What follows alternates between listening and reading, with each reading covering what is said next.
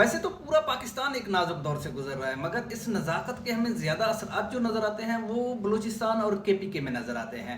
बलूचिस्तान इस वक्त ज़्यादा नाजुक हालात से गुजर रहा है। कल DGISPR साहब ने खुद आकर बलूचिस्तान के हालात व वाक़यात पर प्रेस कॉन्फ्रेंस करके बताया लोगों को कि 42 के करीब जो अहलकार हैं उनको शहीद किया गया, जिनमें पुलिस और सिविल के लोग भी कुछ शामिल थे और मिलिट्री के लोग भी कुछ शामिल थे, और साथ में जो 58 दहशतगर्द हैं उनको जहन्नम वसल किया गया। अब ये हालात पैदा कैसे हुए, अब इन हालात को किस तरह से इन हालात में से निकला जा सकता है, इस पर मैं कोशिश करूंगा कि आप लोगों को थोड़ा सा समझाने की कोशिश करूँ। छोटा कंटेंट क्रिएटर हूँ, जो कुछ मैं समझता हूँ वो मैं आप लोगों के साथ शेयर कर रहा हूँ। ये मेरी ज़ाती राय है जो मैं आप लोगों के साथ शेयर करूँगा आगे चलकर। देखिए, जब भी रियासत में ऐसे हालात व वाक़यात पैदा होते हैं तो इन हालात व वाक़यात को कभी भी सिर्फ एक पिलर रियासत का हल नहीं कर सकता ना। रियासत के बुनियादी तौर पर दो पिलर होते हैं ना, एक मिलिट्री की आदत है, दूसरी तरफ सिविल की आदत है, जो सियासतदान है जिसमें। तो यहाँ पर जो मिलिट्री की आदत है वो तो पाकिस्तान की तारीख को देखें हम, हर वक्त वो अपना किरदार अदा करती आई है। हम अगर इसे पीछे बांग्लादेश को देखें तो वहाँ पर मिलिट्री की आदत एंड ऑफ डे तक डिटरमेंट रही कि उन्होंने बांग्लादेश को अलहदा नहीं होने देना। उन्होंने अपनी जानों की कुर्बानियां भी पेश की, वहां पर वो लड़ते भी रहे, शहीद भी होते रहे। तो दूसरी तरफ हमें अगर सियासी क़यादत को देखें तो उन्होंने अपना वो किरदार अदा नहीं किया। भुट्टो और मुजीब आपस में लड़ते रहे, उन्होंने जाकर कंप्रोमाइज नहीं किया। इसलिए वो जो दूसरा पिलर है मिलिट्री की आदत है, उसकी कुर्बानियां बढ़ जाती हैं, उनको ज़्यादा कुर्बानी देनी पड़ती है। क्योंकि जब अगर सियासी जो कायद हैं वो बैठकर मसाइल को हल करें तो हालात इस नहज तक आते नहीं हैं।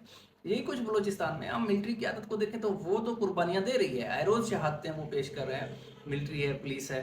तो दूसरी तरफ हम सियासी क़यादत को देखें तो उनका हमें किरदार कहीं पे नजर नहीं आता।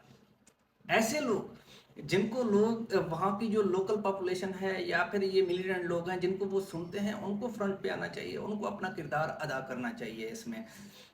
ये सरफराज बुगटी जैसे लोग, इनसे तो इनके तो चेहरों से लोग नफरत करते हैं ना, इनको तो लोग सुनना नहीं चाहते, इनको हम क्यों फ्रंट पे लेकर आते हैं।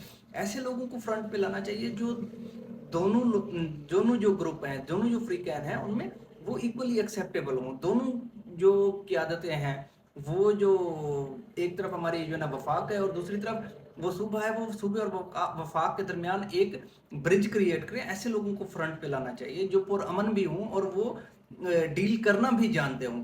तो सरफराज भुगटी जैसे लोगों से तो ये मसाइल हल नहीं होंगे। ये जो कुर्बानियां हैं वो मिलिट्री की आदत की बढ़ती जाएंगी इससे। तो वो लोग जो इस वक्त खामोश होकर बैठे हैं, बलूचिस्तान एक ऐसा खिता है जहाँ पर जो सियासी क़यादत है वो ज़्यादातर सरदारों के हाथ में है।